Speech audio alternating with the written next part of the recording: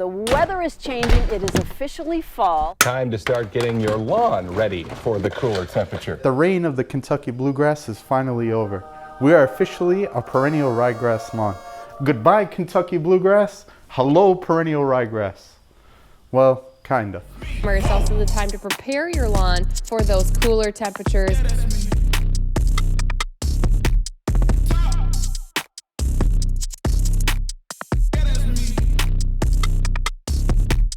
Alright, so typically on this channel we like to do a lot of how-tos and tutorials when it comes to taking care of your lawn. So if that is something you're interested in, make sure you guys hit that subscribe button. But for this video specifically, I want to do something a little different and talk about my experience with having a 100% Kentucky Bluegrass lawn for the past year.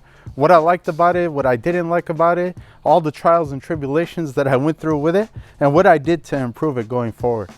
So one of the biggest issues I had with the bluegrass is I had a bunch of bare spots all around my lawn. If you take a look at any of my past videos, you'll see that there's always a bunch of bare spots, and it all comes down to under the drip line. Since the bluegrass takes a long time to germinate, anytime that I would seed or overseed, it would always rain before the germination period and I would get a bunch of washout directly underneath the tree. So if you did a renovation last year and you have a bunch of bluegrass in your lawn and you're suffering from bare spots, I highly recommend that you overseed with perennial ryegrass. Even if you're a big fan of KBG, don't worry, because in a few years time the KBG is going to overtake the ryegrass and you won't even have it in your lawn. So right now it's been about a week. The ryegrass is sprouted and it's already over like 1.5 inches, so it's going to be time for its first mow. But speaking of that, I want to show you guys something pretty cool.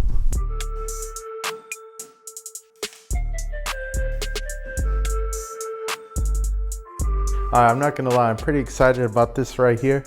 I was actually talking to my wife earlier about it, how excited I am, right, Bird? Oh, yeah. One of the channel's business partners was on Shark Tank back in 2011, and this is one of his products that he pitched to them. Unfortunately, they didn't make a deal with him, and it's a real mower, so you know I'm pretty excited about that. And this is actually one of 4 brand new models that are in existence in the world, so I'm excited. You know, it's something exclusive. You don't get to see a Shark Tank product very often, especially one that wasn't in production.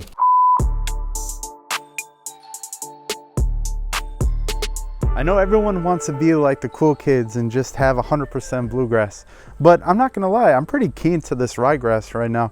It has like this shiny, shimmery, almost velvety look that Kentucky Bluegrass just doesn't have that type of look. So you'll see once we get this mowed down and I start laying down some stripes, you're gonna be like really surprised at how it looks. I mean, it looks great. There's a reason why all the big YouTubers have ryegrass.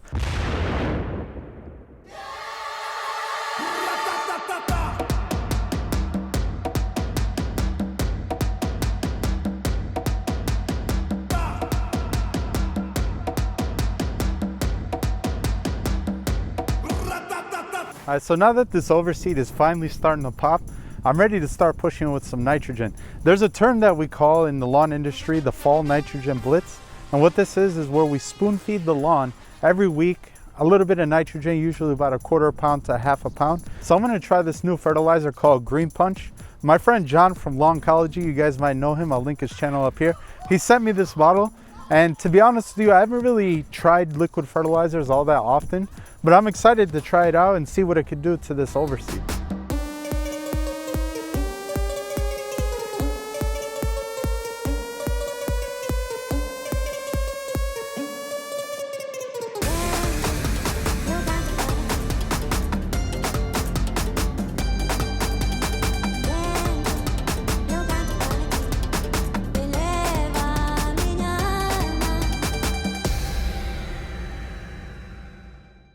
So now that I have a ryegrass lawn, I want to invite one of my fellow YouTubers and good friend of mine, Nate from Pacific Northwest Lawns. He has a full perennial ryegrass lawn and he's going to share us a few tips on how to take care of it. Hey George, glad to see you finally decided to get some real grass and grow some perennial ryegrass. One thing with perennial ryegrass is it's a bunching type grass. So unlike the Kentucky bluegrass that spreads via rhizomes, perennial ryegrass kind of bunches, so it gives you a nice thick green lawn. And The other thing with it though is it's a little more prone to fungus. So you got to be kind of on top of your fungus game. But if you can stay on top of that, I guarantee you, you'll absolutely love it. Hey Nate, I really appreciate it. Any of you guys that have cool season grass or want to see some awesome lawn content, make sure you guys go check out Nate. He's doing some awesome things over there on his channel. So now I'm going to tell you guys something, the dirty details about KBG that not a lot of people talk about. It's very susceptible to fungus. And at the bare minimum, if you just seeded KBG, I highly recommend you pick up a bottle of some fungicide. This is propiconazole.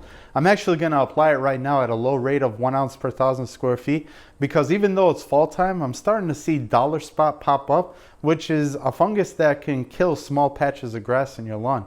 And I'll show it to you right now how it looks. And it's not really taking over my lawn, but I just want to be proactive. We got about 80 degrees of hot weather for the next week, week and a half. So I'm going to apply a low rate that will give me some decent coverage until the temperatures start cooling off.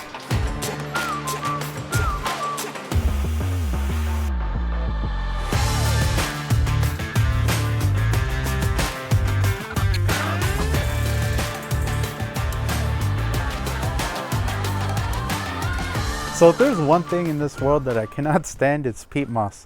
And I recently saw a product on the Lawn Care Nuts channel, Alan Hain, if you guys know him, and he used like this biodegradable paper mulch. And I was pretty curious and I wanted to try it out, because if anything could replace peat moss, I'm 100% for it. And I'm not gonna lie, the results surprised me. So this right here is my boulevard strip, and I seeded this little area right here. And between here, I always used to get a lot of washout into my mulch beds over here. And you could tell that the grass is coming in great over here where the paper mulch is. So I was really happy how that turned out.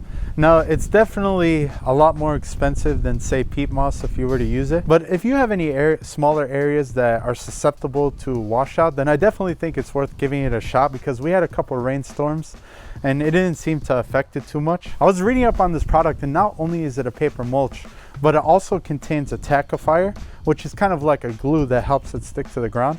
And I believe it too, because when I was hand watering it, I was kind of getting a little aggressive with my hose. And honestly, it did not wash away, and it didn't even move. Like, I didn't even see it budging at all. So I'm looking at the product right now on my phone. It's called Fairway Formula Seeding Success Biodegradable Mulch. Man, that's a mouthful. But I bought it at Home Depot. I think it was like, how much was it? It was like $26 for a 38-pound bag. So yeah, it's a little pricey, but you get what you pay for. You know, if I don't have to have any bare spots this year, or if you don't have to deal with any bare spots going into the winter time, I definitely think it's worth the money. Another couple issues I had with the bluegrass is it took a long time to green up in the springtime. Not to mention, it's always thirsty. It always wants to be watered. I have a video where I go into those into a little bit more detail. If you want to check it out, I'll link it here. But in the meantime, if you enjoyed this video, if you could hit that like button for me, that would be much appreciated.